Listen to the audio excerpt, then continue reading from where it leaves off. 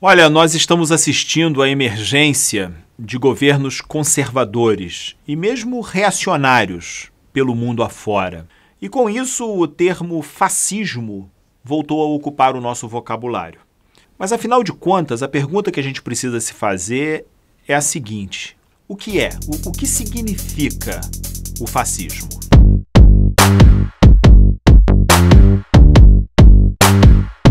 O primeiro teórico a respeito do fascismo foi o jurista alemão Carl Schmitt, que na década de 1920 criticava a incapacidade, na opinião dele, das democracias em lidar com os momentos de crise.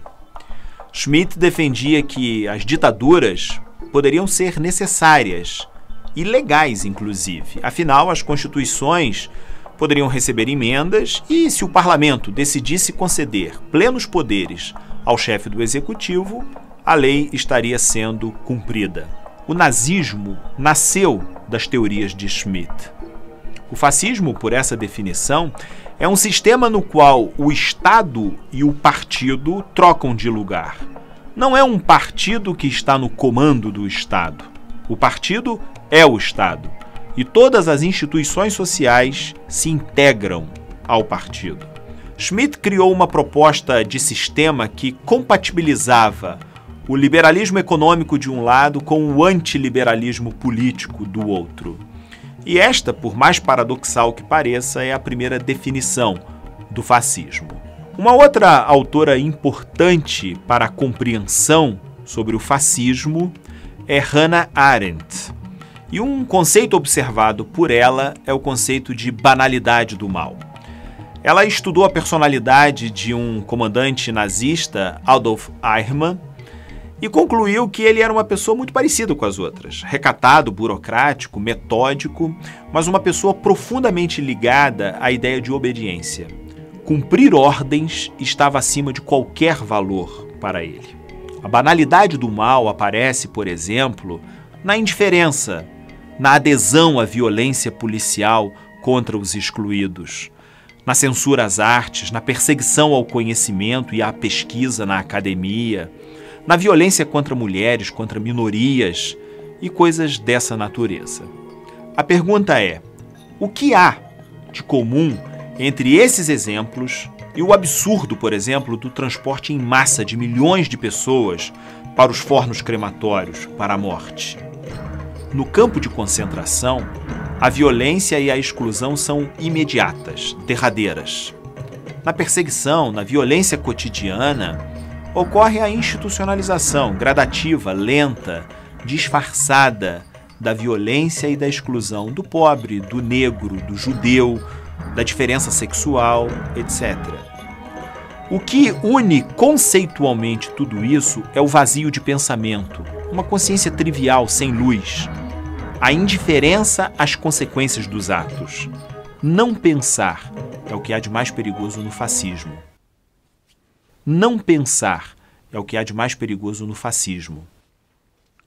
Uma série de autores hoje, nesse momento em que uma onda de direitas com tons muito radicais começa a alcançar, inclusive democraticamente, o poder em vários países, propõem novas leituras, atualizações sobre o tema. O problema deste momento, quase um século depois do nazismo, não é definir o que foi o fascismo lá atrás, no seu ápice, mas descobrir como identificar os seus sinais no momento em que ele aparece hoje. 2 livros encararam este problema. Um, Como que o fascismo funciona, de um filósofo chamado Jason Stanley.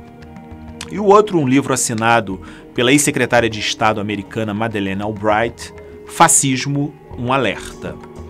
E ambos os autores, Albright e Stanley, chegam a conclusões muito parecidas. Para eles, o fascismo é um método de fazer política, é uma técnica para chegar ao poder. Nesse sentido, para os autores, o fascismo não é uma ideologia exatamente, é um jeito de conduzir candidaturas que se tornam viáveis em momentos de grande ansiedade, de grande crise, e soluções que oferecem, digamos, caminhos muito simples para questões muito complexas na crise. Fascistas subvertem, desacreditam e eliminam as instituições da sociedade. Tanto para Stanley quanto para Madeleine Albright, o fascismo tem um pacote de características. Primeiro, constrói uma narrativa através do qual uma parte da sociedade começa a se enxergar como vítima. O fascismo é também baseado na mentira, numa tentativa de obscurecer a verdade. Líderes fascistas mentem, espalham mentiras, fabricam mentiras, porque é fundamental nessa tática deixar a fronteira entre a verdade e a mentira a mais nublada possível. E há um elemento muito forte também. Os movimentos fascistas são extremamente masculinizados, carregados de símbolos ligados à hombridade, às armas, e muito mobilizados em torno daquilo que consideram ser uma decadência sexual, por exemplo, moral, cultural na sociedade. Além dessas características todas, mencionadas tanto por Stanley quanto por Madeleine Albright, vale a pena a gente lembrar também pensamentos e reflexões do escritor italiano Umberto Eco, que escreveu em 1995 um longo artigo sobre o fascismo. Para ele, o fascismo foi uma experiência histórica muito bem definida e muito bem circunscrita na história. No entanto, ele mostra que o fascismo ameaça permanentemente. Há uma tendência, uma mentalidade fascista que de tempos em tempos se manifesta. É aquilo que ele chama de fascismo eterno. Humberto Eco descreve algumas características do fascismo que são recorrentes atualmente. O culto à tradição, a rejeição do modernismo, o culto da ação pela ação, a ideia de que todos devem ser educados para se tornarem heróis, a ideia de que sempre que ocorrer discordância é o mesmo que traição, medo das diferenças, apelo à frustração social, obsessão pela ideia de conspiração, a ideia de que o inimigo é ao mesmo tempo forte e fraco, e desprezo pelos fracos, a ideia de que o pacifismo é dar as mãos aos inimigos e aos bandidos, a ideia de machismo e de porte de armas, um populismo exagerado e uma linguagem muito pobre. Linguagem pobre tem a ver com o cerceamento da liberdade dos professores no ato de ensinar. Tem a ver com controle de material didático e tem a ver também com censura às expressões culturais e artísticas. Tudo isso gera não apenas empobrecimento da linguagem, do idioma, mas empobrecimento da reflexão crítica. E, no final das contas, empobrecimento, inclusive, do raciocínio. Além de tudo isso, é preciso destacar o aspecto psicológico do fascismo. A adesão não é meramente um gesto de repulsa ao sistema estabelecido, à crise do sistema. A questão não se resolve somente com uma análise objetiva ou estrutural. A análise deve necessariamente descer para um outro nível, mais subjetivo, que é o entendimento do elemento psicológico que envolve uma explosão das massas e uma adesão das massas a determinados sistemas. O fascismo tem, na sua estruturação básica, um forte tom de irracionalidade.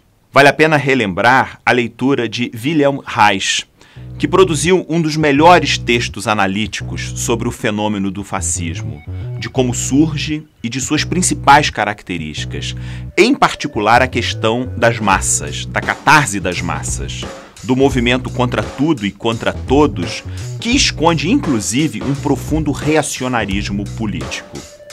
Reich diz assim: o fascismo é a atitude emocional básica do homem oprimido da civilização autoritária da máquina, com sua maneira mística e mecanicista de encarar a vida. É o caráter mecanicista, o caráter místico do homem moderno que cria partidos fascistas, e não vice-versa. Pode parecer contraditório, mas Reich identifica nessas duas dimensões, no mecanicismo e no misticismo, a incubadora do fascismo. Não é uma questão de mais ou de menos cultura, cultura formal, acadêmica, escolar, artística. Tem a ver antes com emoção, inconsciente, sentimento, instinto. Basta lembrar que a cultura alemã, culta, racional, do início do século XX, se deixou, apesar de todo o conhecimento, apesar de toda a cultura, se levar, se encantar pelas ideias fascistas. É isso. Há que se manter a atenção. O fascismo, por mais improvável que pareça, ronda o nosso tempo, ronda a nossa casa, ronda a nossa mente, na verdade. E é um risco real, porque, no fundo, não há nada que tenha mais valor para nós do que a liberdade.